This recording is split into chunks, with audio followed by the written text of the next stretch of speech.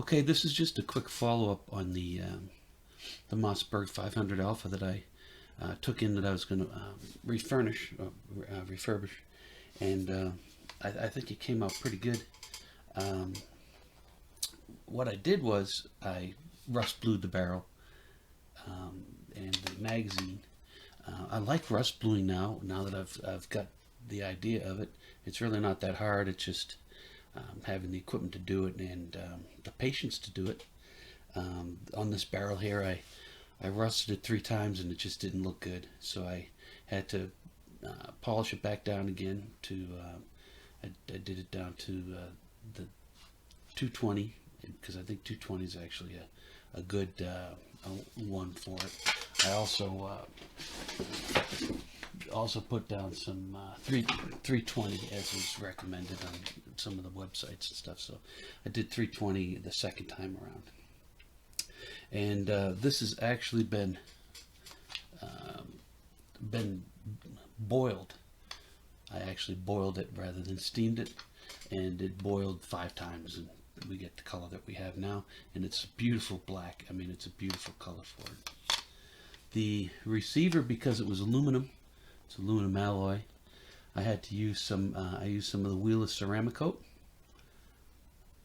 I'm not a great fan of it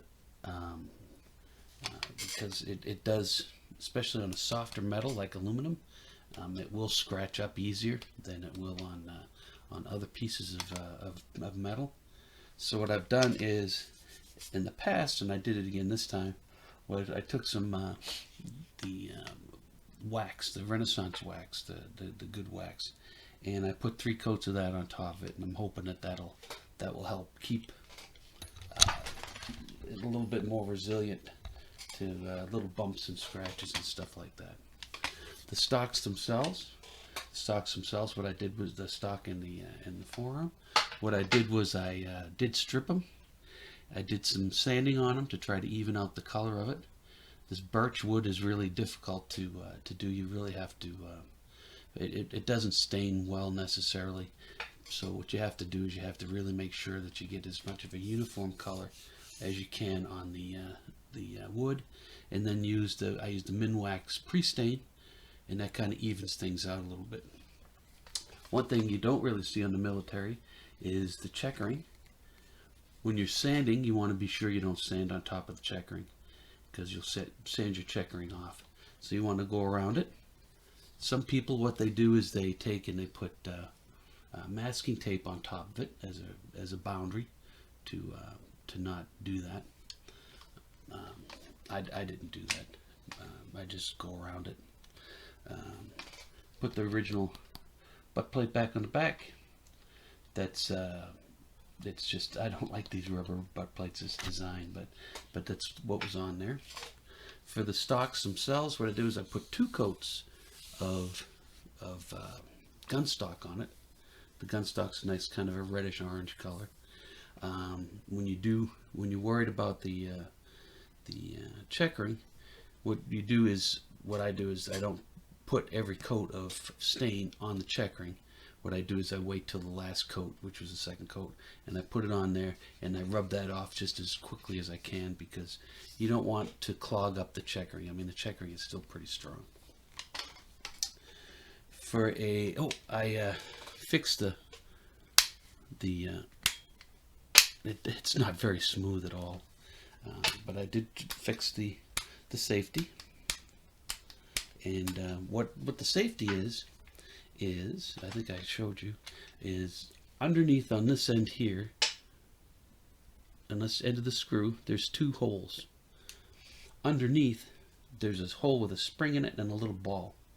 So what you do is called a detent. So what you do is when you push it forward, the ball moves to the back hole. When you pull it back, the ball moves to the front hole. And then there you have your safety.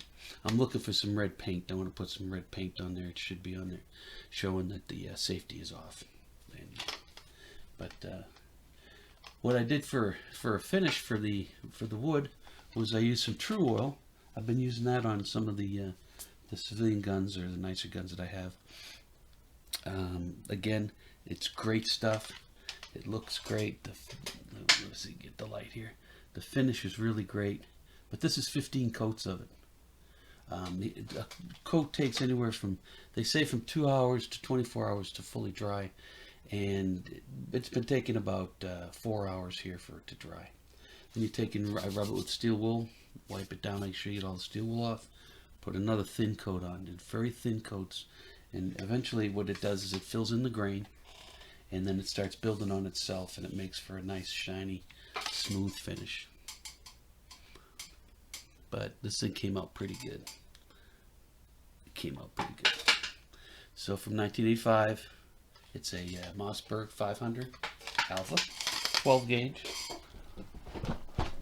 One other thing I wanted to show you before we go is this is the rust bluing of my Springfield 1896 Craig 3040, and the metal, depending on the metal, it depends on what kind of results you get with your rust bluing. Of course, this was 8 coats of rusting, and it came out great. I got the trigger, one of the few pieces I have. And the other thing I wanted to show you is this is the bolt. And what I did was I rusted some of the bolt and not all the bolt. These pieces, the back pieces, the cocking piece and all that comes off. The handle does not come off the bolt thing itself. So what I had to do is you take and you put the rusting solution on just the parts that you want to blue, because if it's not rusted, it's not going to blue.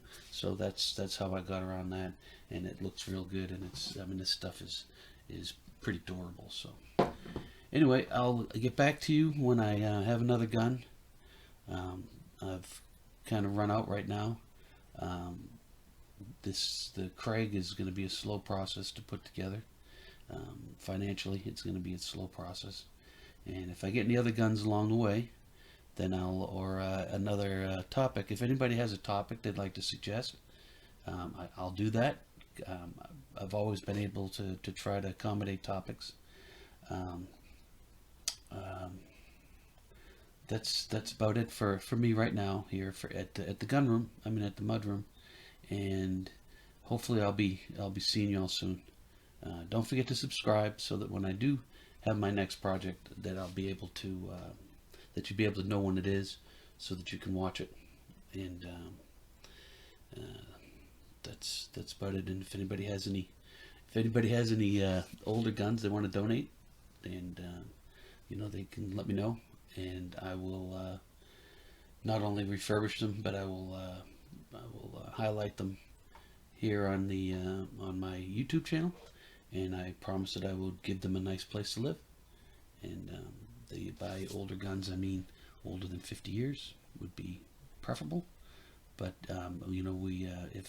if you have something for the mudroom guns, contact me. I have my email address is mudroomguns at gmail.com. It's on it's on my the beginning of the page. So, all right. Well, anyway, thank you very much, and I'll get back to you when I have something to show you. Thank you.